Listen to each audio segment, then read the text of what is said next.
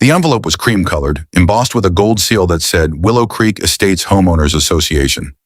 Inside was a single line that changed my next 6 months. A $100 fine for painting my front door blush pink, a color the board called aesthetically incompatible with community standards. My name is Daniel Ferris.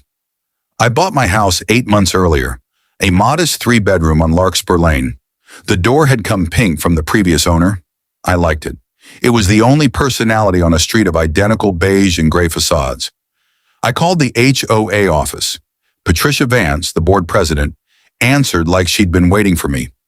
Section 4.2 of the CC&Rs governs exterior color palettes, she said.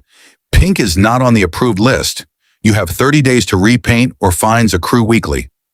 I asked for the approved list. She said it was under review and hung up. That was the moment I decided.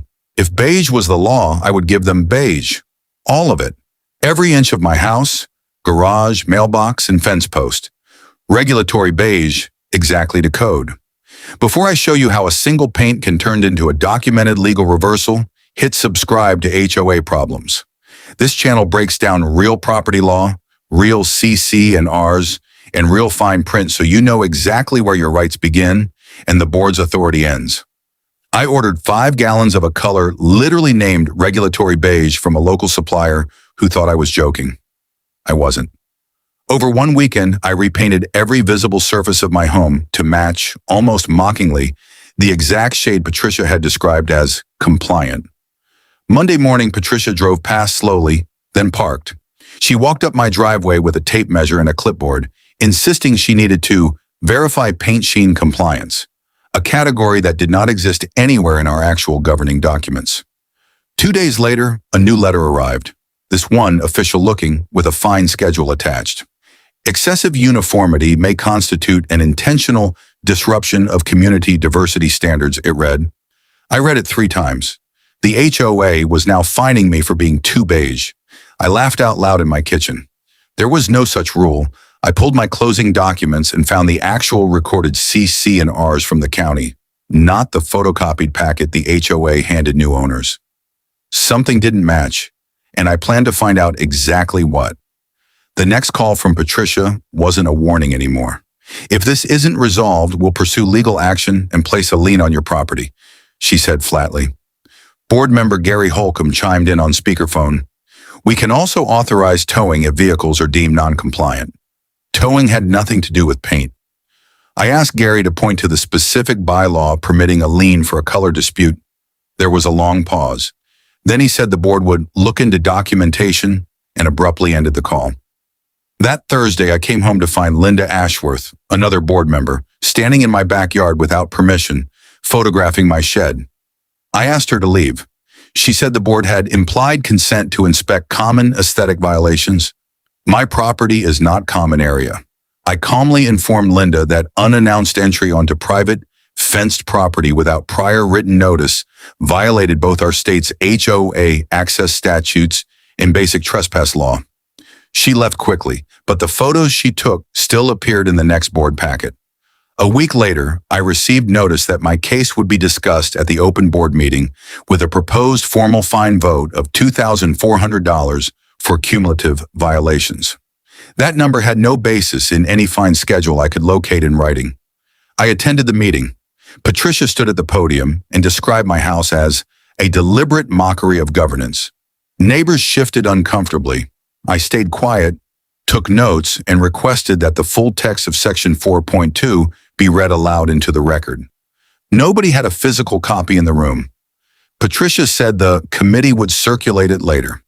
I asked for a certified copy to be mailed to me instead, so there would be a documented paper trail of exactly what rule I had supposedly broken. The vote was tabled for 30 days, pending clarification. That delay was exactly what I needed. It gave me time to build a case using something the board clearly hadn't expected a homeowner to actually use, their own recorded governing documents.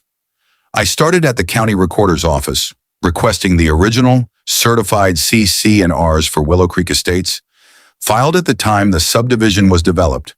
This was the legally binding version, not the informal packet the HOA had been circulating to residents for years. The certified copy showed something critical. Section 4.2 governed roofing materials and fence height, not exterior paint color at all. There was no approved color palette anywhere in the recorded document. The HOA had been enforcing a rule that legally did not exist. I also pulled my original deed and title search records. These confirmed the property's boundaries and any recorded restrictions tied specifically to my lot. No color covenant had ever been attached to my parcel, not in the original filing, not in any amendment. Next, I requested a certified property survey map sealed by a state-licensed surveyor to settle Linda's backyard visit. The survey confirmed my fence line and rear yard sat entirely within private property, with zero shared or common area designation the HOA could claim authority over. I checked for easement agreements next.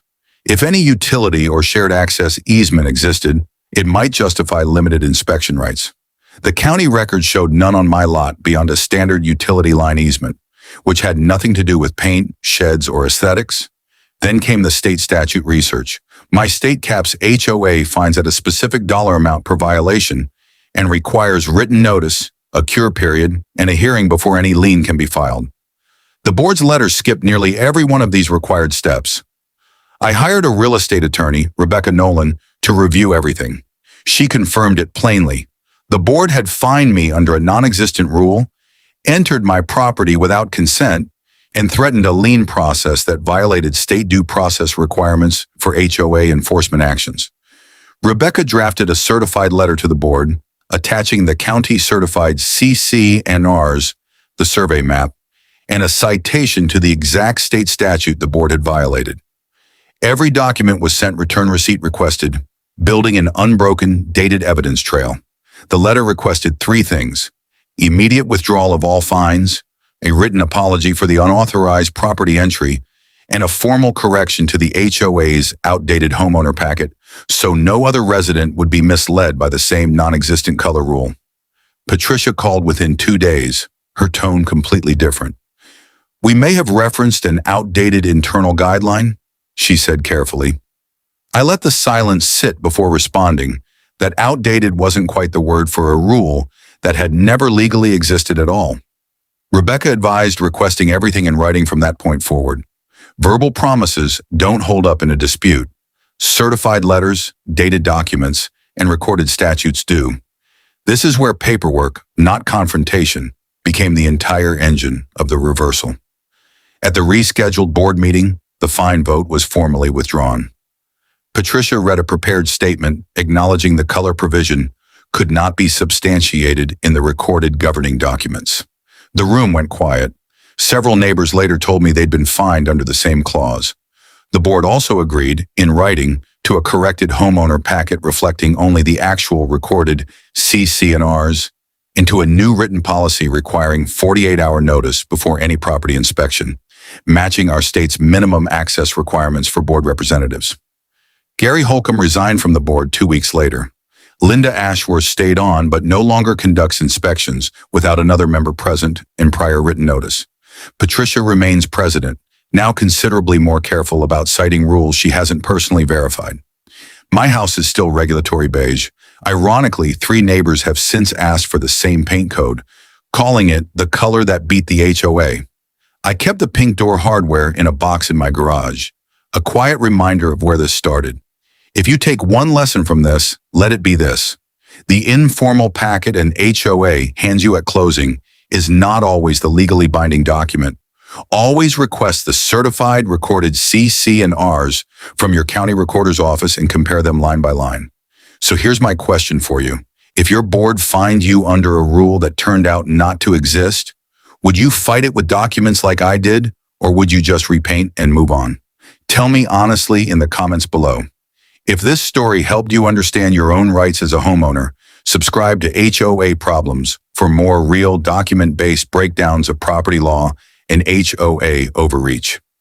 The sun was setting gold over Larkspur Lane, and for once the beige looked exactly right.